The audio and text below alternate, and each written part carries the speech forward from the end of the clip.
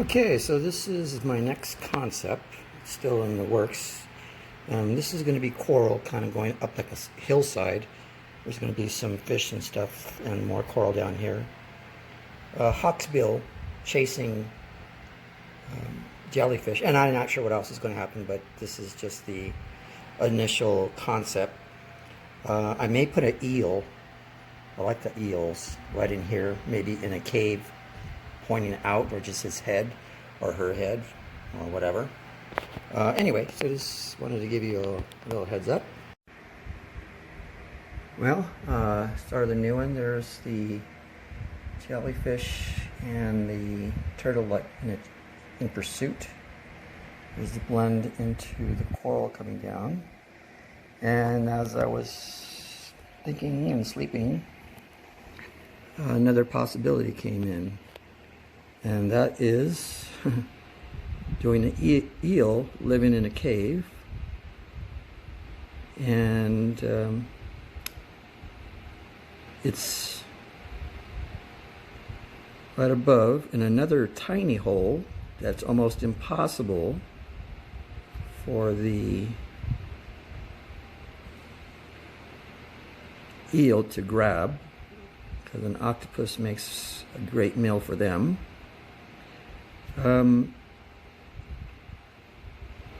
Is its enemy right below them. But in my world, sometimes I like to add a little sense of humor, and the octopus knows that its enemy is right below him. So, being who the octopus is, one of the most brilliant creatures on the face of the earth, just decided to harass the eel or play a game with it. Could be either or. Kind of what it's doing, looks like in my mind, is tag, you're it. So now, since the bone structure or non-existent bone structure of an octopus, they can fit into spots that nothing else can get into. They could even go into a bottle, crunch their whole body through that little hole to get something that they want in there. You know, they're one of those perfect design things of creatures that have a survival instinct, or through evolution have perfected the technique of camouflage. They could turn themselves into the same color as its surroundings, even create little bumps in their skin so that it looks like coral,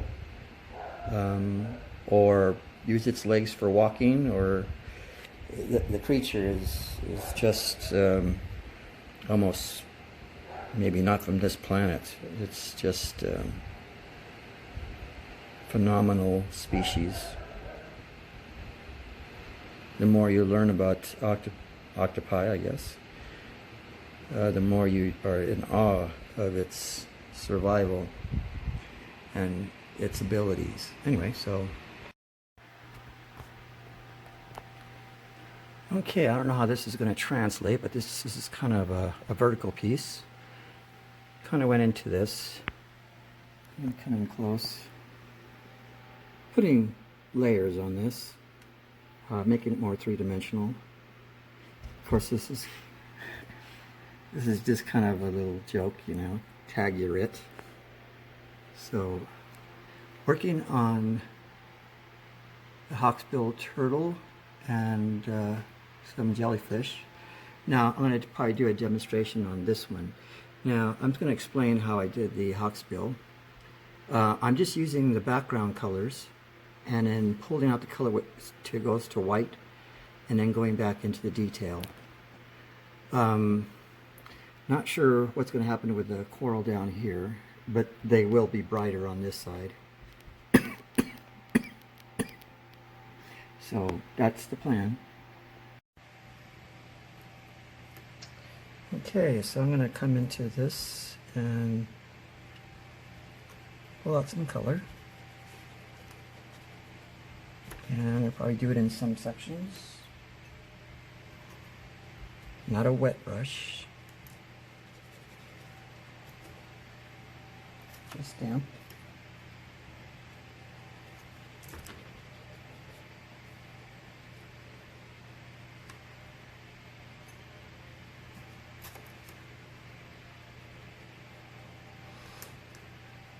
By using the same color from the background,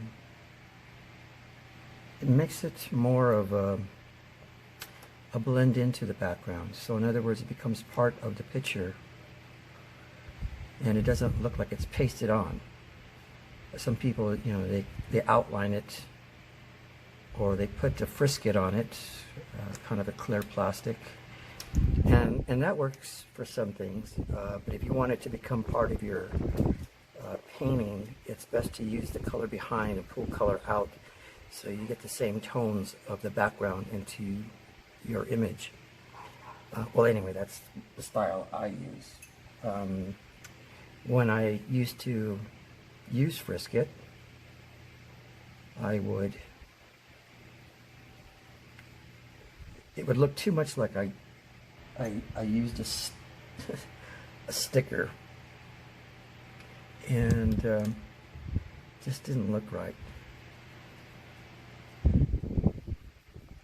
So I might just come into this turtle just a little bit.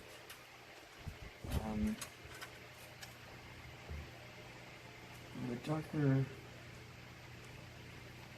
brown and some highlights, some areas. So let me get a little bit closer. Okay, so I have just kind of a little foundation color in here. So now I'm going to come in, and not everywhere. I'm going to blend into that. Same thing with this.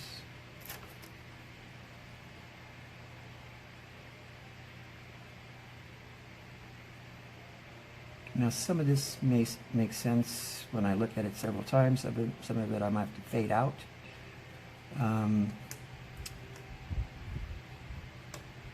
My thinking is the top parts should be a little bit darker because they're getting exposed to the light. And that's what I mean about kind of blending in things and just taking it step by step, but just looking at it to see what makes sense. Sometimes it does, sometimes it doesn't. Now, I'm not going to get that one.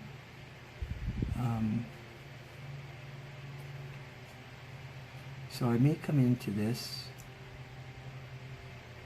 still leave a little highlight in the top, and then come in with some dark. Now I'm just kind of doing some random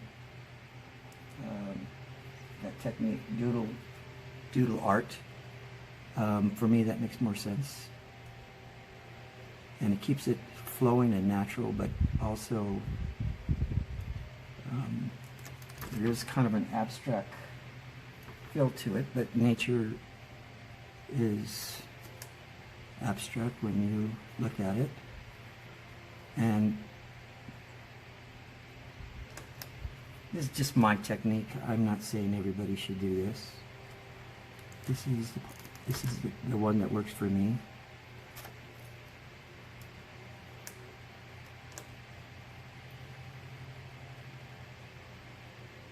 And I'll see some darks and lights in this already.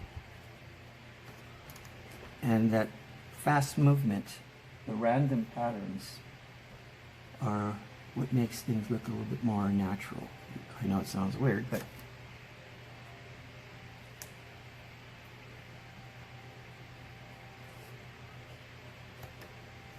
if you start thinking about it too much, you'll get really blocky, and you don't want that.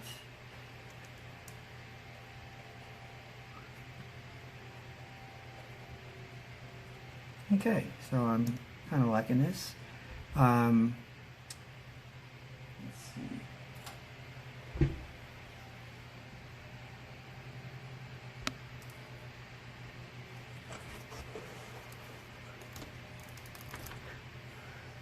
What's the time?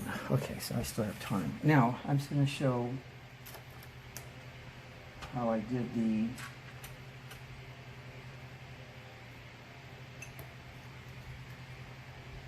jellyfish. So it's already using the background color, and then I'm going to come in with a damp brush again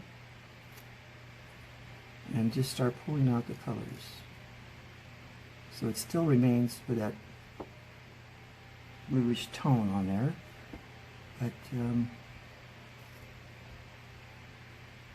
and I'll kind of blend it out little by little and add and subtract. Get rid of that blue line.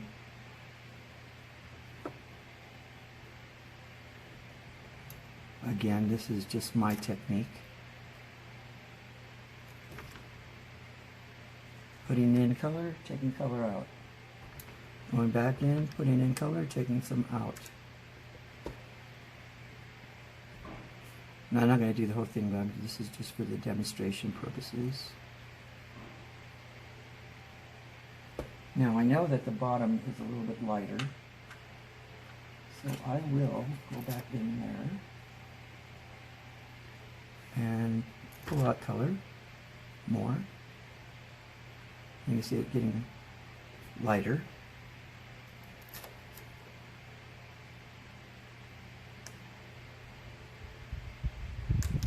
Now I might have to go over this several times just to make it work, or look like it works for me. And like I said before, I'm just showing you the techniques that I would be using to make this painting, or how I did the other. Anyway, so you can see an idea. And eventually I'll come into here and pull out the color into the stinging cells. Now, the stinging cells don't go all the way across. They're in the middle third of the jellyfish. The tentacles, which are the red ones, they go all the way across.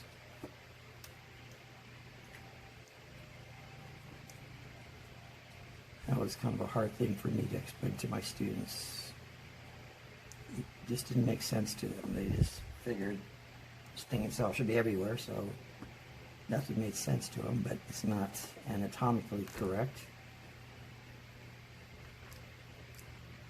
And I'm not trying to go for a scientific illustration, I'm going for an impression.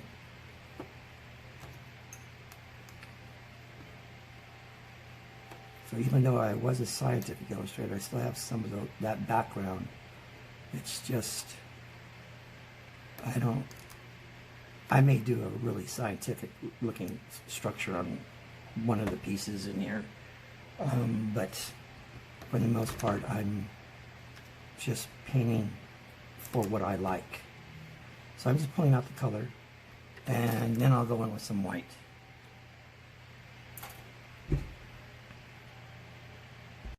Hello, I'm Steve Melendrez, a model maker, illustrator, scientific illustrator, sculptor, design after history museum in Los Angeles. Done a lot of different things, but I'm going to be doing watercolor demonstrations of the techniques I've developed over the years. And it's going to go from a lot of different directions. And also I'm going to be doing videos, I call them video posters for my daughter. So a lot of stuff that I can leave to my daughter about her crazy dad. So I'm taking a lot of different directions, but mainly three. So anyway, that's my introduction that I'm going to attach to everything I'm doing now, so I don't have to repeat this. Be careful out there.